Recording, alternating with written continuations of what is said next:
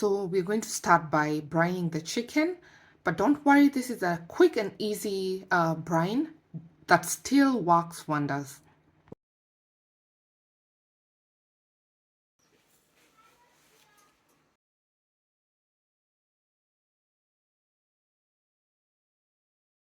Give it a good mix, and then we're just going to add the chicken to the salty solution.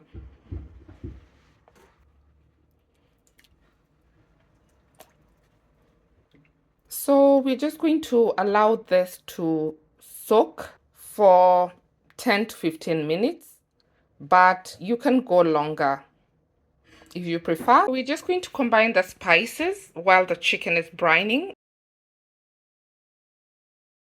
I have half a teaspoon of salt here. I'm going to add in a teaspoon of paprika, 1 teaspoon of dried parsley, a quarter of a teaspoon of onion powder,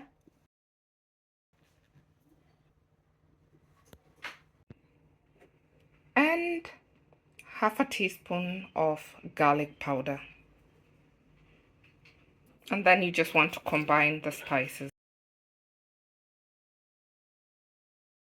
Remember, this is just a quick brine. We're going to get the chicken breasts out and pat them dry. And we're just patting them dry so the seasoning can coat itself well on the chicken breast.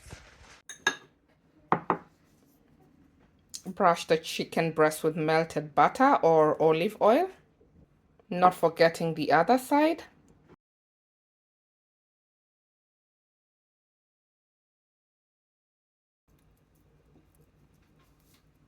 And then we're going to coat it with a prepared seasoning.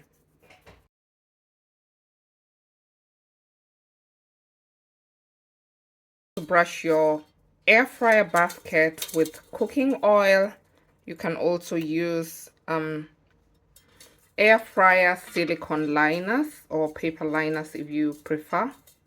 And this helps prevent the chicken from sticking on the basket. So we are going to flip the chicken breast mid-cooking.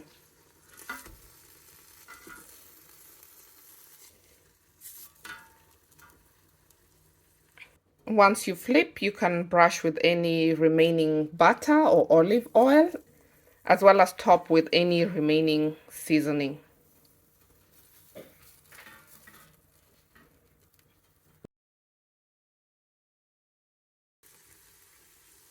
So once cooked, you want to use an internal read thermometer to just make sure that the chicken is cooked.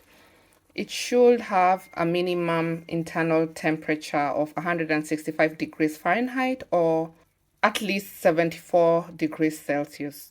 So ours is done and it's ready to serve.